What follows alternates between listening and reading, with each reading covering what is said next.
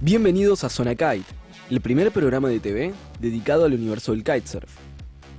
En Kite en primera persona, veremos la primera parte de la nota que le hicimos al raider australiano Keahide Aboitis, en exclusiva para Zona Kite.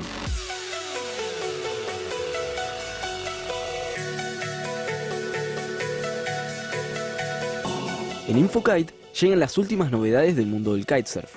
Hoy vamos a ver los resultados del Squamish Kite Clash 2017, el campeonato más importante en Canadá, y luego nos iremos a España para ver la Youth Cup 2017 organizada por la World Kiteboarding League.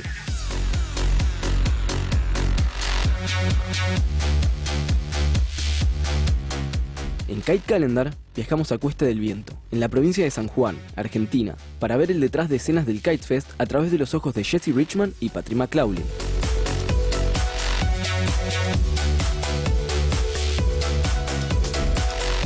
En Viajando con el Viento, iremos a Río de Janeiro, en Brasil, para seguir al equipo de North Kiteboarding mientras visitan la ciudad natal de Reno Romeo.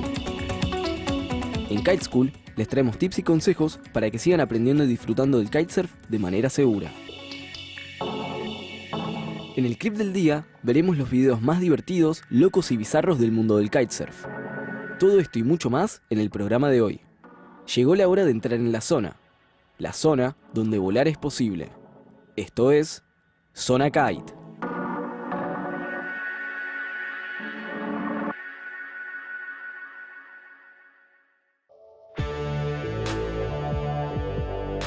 Muy buenas amigos Zona Kite. Desde aquí de Tarifa, hoy recibimos a uno de los más grandes en la modalidad de olas en el kitesurf, strapless por supuesto. Viene de Australia, es Keahide Aboitis. Tiene un historial y un palmarés impresionante. Nos va a contar muchas cosas sobre él, inclusive nos va a tirar un par de secretos para hacer mejores trucos en el mundo del kitesurf. Vamos a ir con él.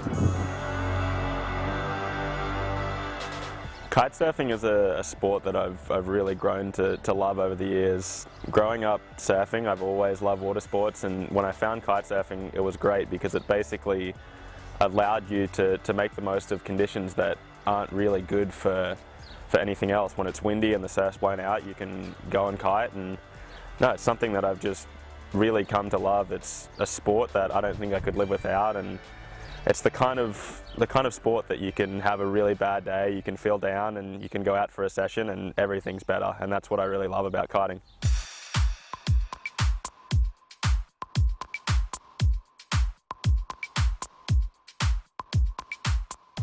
I think my first experience kitesurfing was actually at a pretty young age. My dad had a kite school when I was younger, and I remember playing around with a little 1 meter kite on a longboard.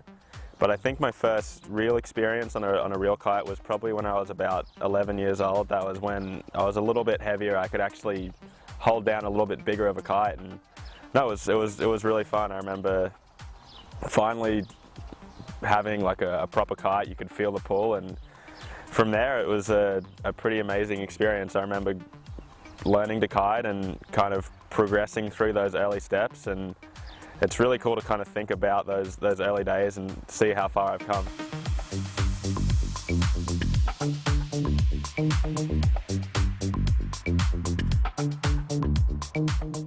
I was actually really lucky growing up in a place like Noosa. We have some pretty good conditions, and I had a really good support group when I was younger. My parents were always really supportive of me getting into the sport. They'd drive me to the beach, take me to competitions, and I'm really, really thankful that they put in all that work and supported me through the early days. I had a couple pretty lucky breaks. I actually did a family trip over to Hawaii back in, I think, 2006, and what I didn't know at the time but found out later is Pete Cabrina is actually related to me. He's my third cousin, so we did a trip over there. He was nice enough to give me a couple older kites and put me in touch with the Australian rep, and from there we kind of just started slow, and I think it was a pretty good way in the way they brought me into the sport. He put me in touch with the Australian rep. They gave me a couple kites to begin with and a little bit of travel budget. They'd pay half my travel to go to events, and it was a slow process. I started doing events, I started doing better, and in the end, I kind of just progressed and got more and more involved with Cabina, and it was pretty amazing to have a brand like that in the early days that supported me in a way that they weren't saying, okay, here's all this stuff, but we're going to stick with you, we're going to try and bring you into the sport. And it was a slow process, but yeah, to have people like that and my parents and my friends' parents that really helped kind of push me in the right direction, it was amazing.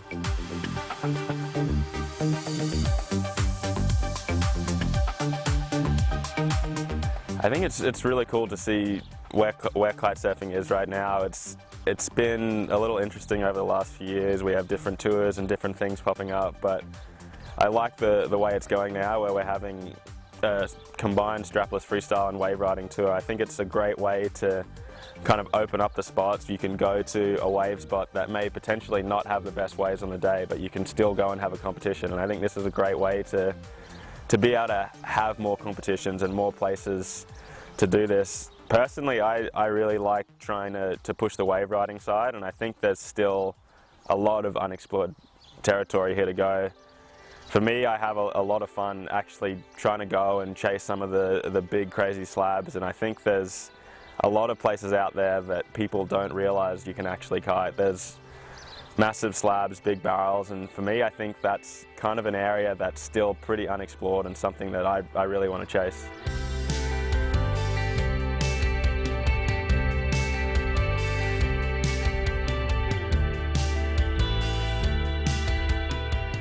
I think my favorite place for a wave destination would have to be Indonesia. It's a place that I think I've been 5 or 6 years now in a row for kiting, and the cool thing about it is it's a place that in a way it's frustrating, but in a way it's good because you go there, there's actually no wind forecast and there's no way to know if it's for sure going to be windy. You kind of just have to go at the right time of year, and if you're lucky you'll get some of the best conditions for kiting anywhere in the world, and worst case you have really good surf. And I think that's one of my favorite things I've learned is I like to go to a place where you have a backup option. You can go there for kiting, and being a surfer as well, if there's no wind you can surf, and if there's wind you can kite, and that's kind of something I've really come to love about Indonesia and that area, and it makes it definitely one of my favorite places to go anywhere in the world.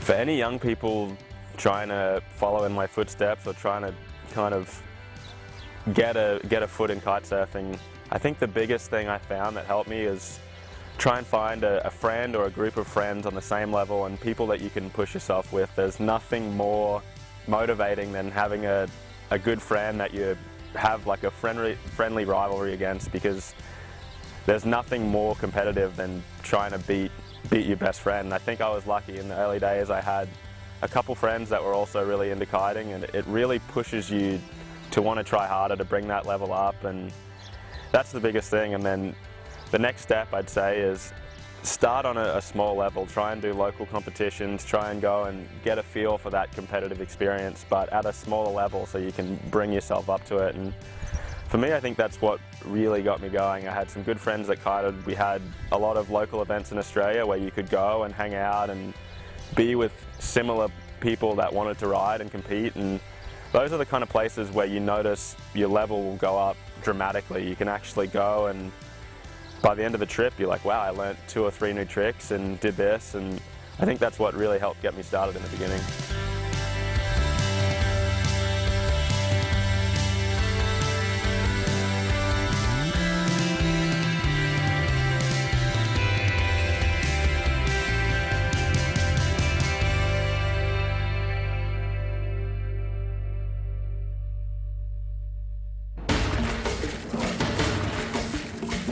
En Viajando con el Viento, seguimos al equipo de North Kiteboarding.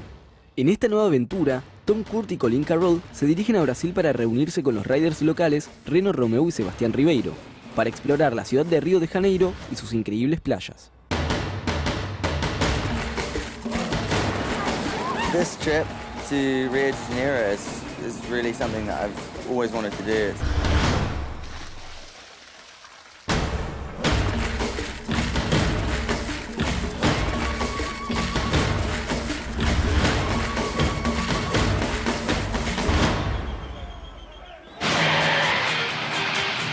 picking us up from the airport, boys. No worries. Hey Don, nice to meet you. Yeah, I always wanted to show you guys around. And I don't know, man, so many things to show you guys. I think you guys want to go for a kite session, right? Yeah, the forecast doesn't look really good. And what about the sights, Reno? Want to see Cristo Hayden Tour? Reno, can we go up there? Yeah, for sure. We gonna get it high, we gonna get it low. We got this feeling singing, whoa, oh, oh, whoa, oh, oh. Just gotta live it up, just gotta let it go. We get to Right now it's not the wind season, so we have been tracking the wind all the time. We can go wakeboarding in the lagoon. It's in the middle of the city and it's really nice.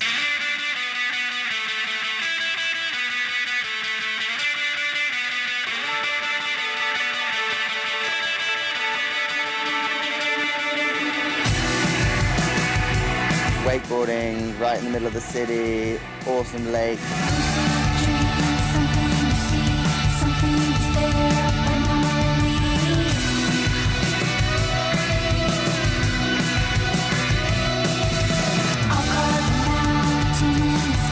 So much to do in terms of, just staying healthy and just an active lifestyle here that is, definitely up there on those great locations in the world that you've got to check out. It looks like the beaches are pretty busy as well, then. Yeah, like right now it's not because of weekdays, but you guys are gonna see during the weekend it's really, really busy. Lucky you got some new dice in the bag then. Yeah, let's roll the dice, man. Roll the dice.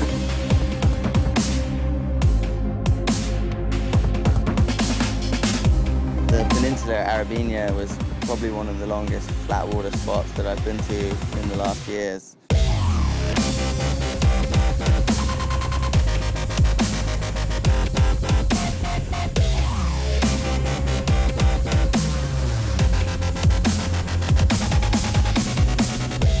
Super consistent wind, steady wind, and just butter flat water.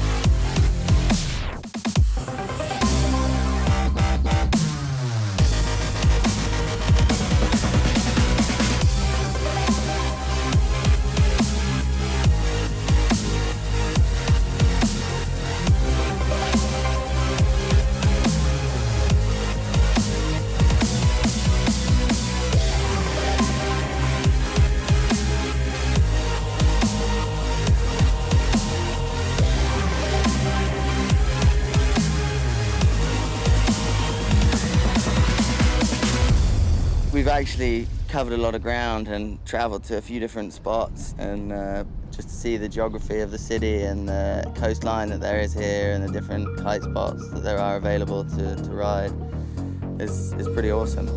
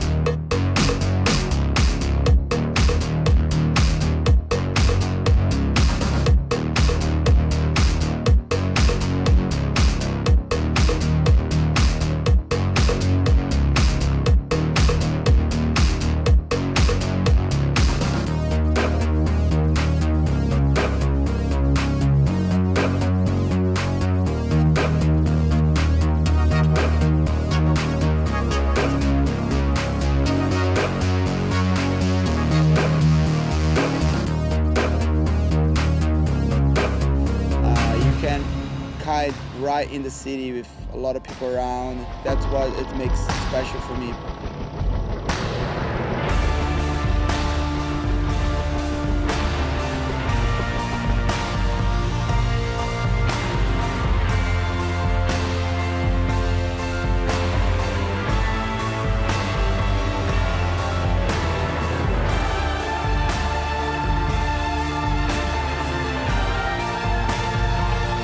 Yeah, I think everybody was happy. We were sharing the same spot. Sebastian was riding the waves, and me, Tom, and Colleen were hitting the kickers. It was pretty much the same wave, So yeah, it have been really fun.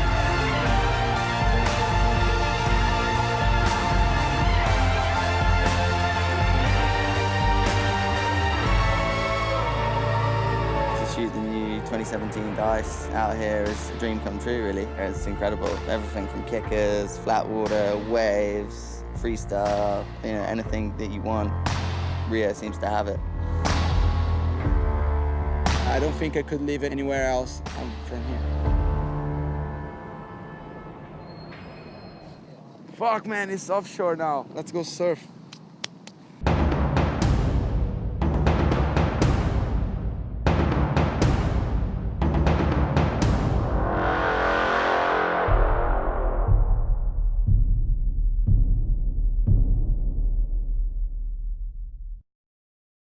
One, two, three. Tell us about the future of... Future of tandem kiteboarding. I mean, the future is bright, really. Like, Susie thinks we're going to be able to do a double back roll, double kite loop. I'm going to think we're only going to start with single, but she's ambitious, so... I'm pushing hard. I mean, we're doubled up, so we might as well do a double back roll. Exactly, might as well just double down or double up. Double up. And... Send it. I'm gonna die. So if we bail on a jump, I bail first because I'm in front? I mean, we're not going to bail, we're going to stick it. Just don't bail. Stick it. I'm not. Yeah, it's actually a tandem board made for two people to ride with two kites, and it was something we were kind of, had a rainy week this winter and looking for something to do, and had the idea of the tandem board. So what we did is we got two surfboards and cut the noses off each, fit them together, and then put some stringers in and glass the whole thing together. All right, let's do this. Yeah.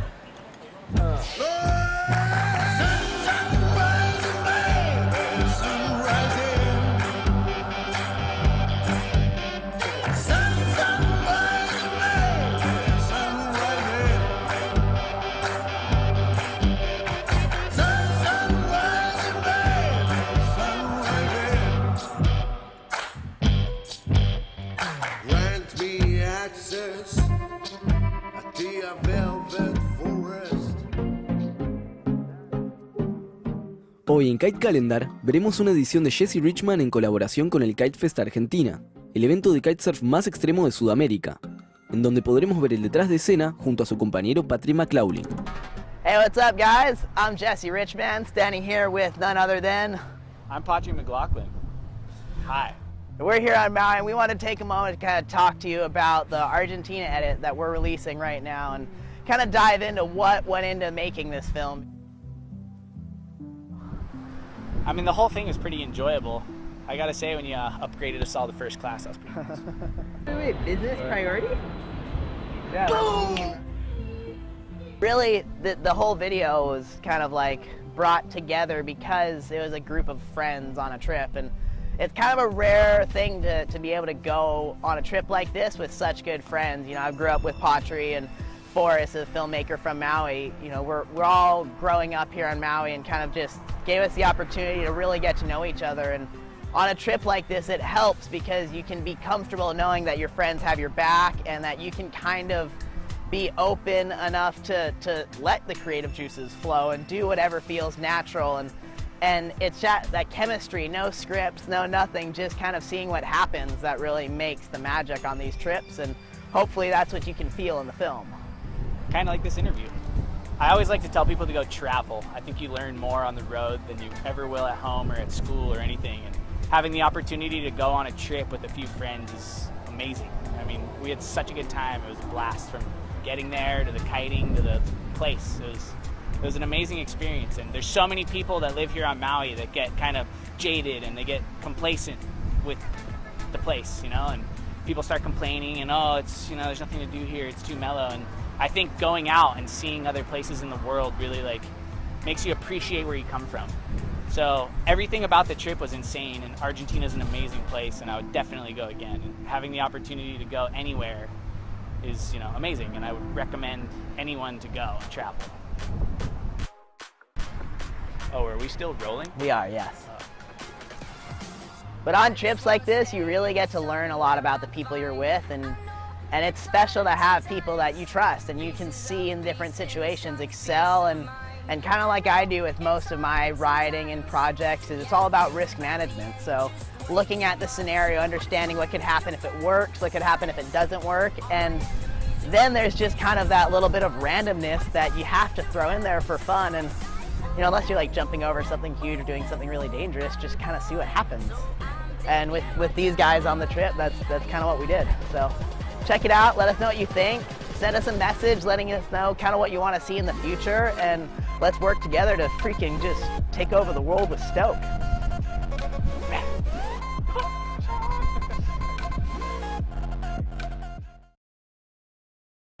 Desde el 30 de junio al 3 de julio, tuvo lugar en Squamish la quinta edición del Kite Clash, la competencia más importante del circuito canadiense.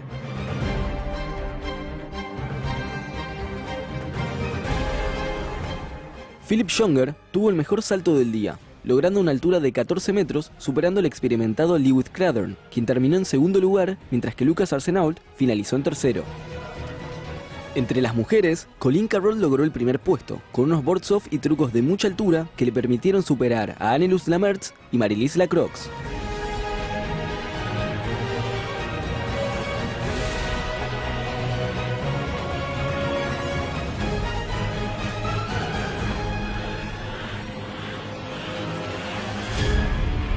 Luego nos vamos a las playas de Costa Brava, en España, en donde se llevó a cabo la World Kiteboarding League Youth Cup 2017 desde el 3 al 7 de julio.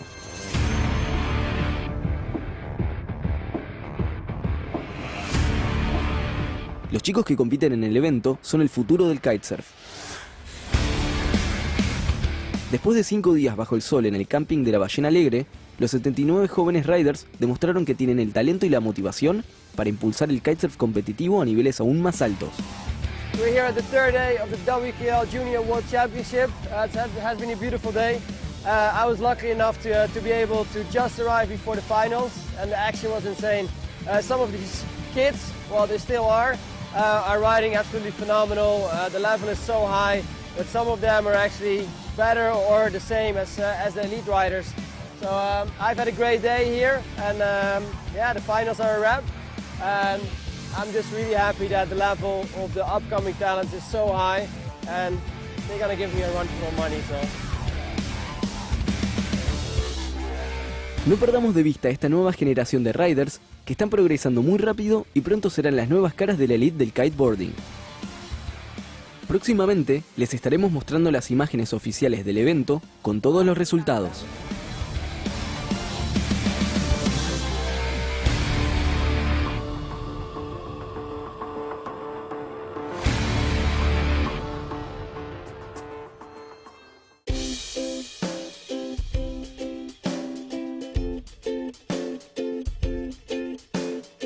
En esta edición de Kite School, para los riders intermedios, vamos a mostrarte cómo hacer un backroll, con el material de la North Kiteboarding Academy. El backroll es una gran maniobra si estás buscando combinar saltos con rotaciones. Aunque no es tan difícil, es un truco muy estiloso si se hace correctamente.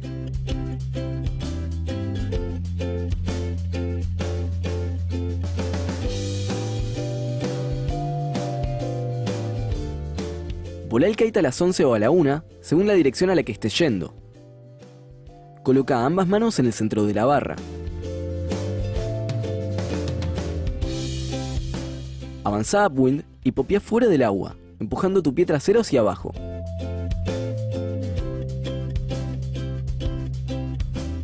Mientras inicias la rotación, posiciona tu cabeza y la pierna delantera en la dirección que querés ir. Para elevarte más, tirá de la barra hacia vos. Ubica tu lugar de aterrizaje y dirige el kite hacia abajo para recuperar velocidad de ser necesario. Al aterrizar, tus líneas van a estar cruzadas, pero no te preocupes, el kite se va a posicionar bien como siempre. Una vez que hayas recuperado el equilibrio y en una posición estable, soltá la barra y descruza tus líneas.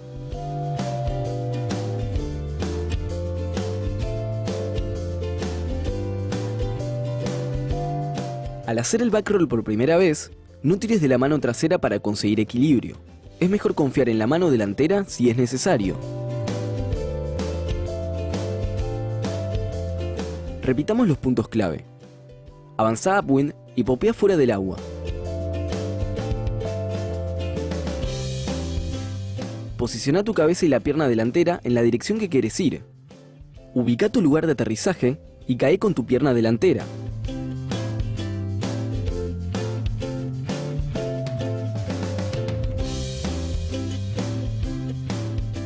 Disfruta de tu aventura con la North Kiteboarding Academy. Esperamos que esta información les resulte útil y recuerden siempre consultar con su instructor de confianza.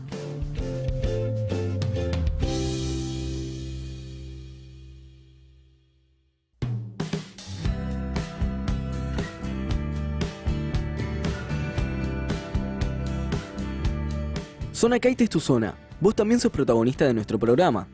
Mandanos tus fotos y videos a Zona Kite TV. Subiremos a Facebook las fotos y videos que nos manden. Esto es todo por hoy. Los esperamos en la próxima edición de Zona Kite.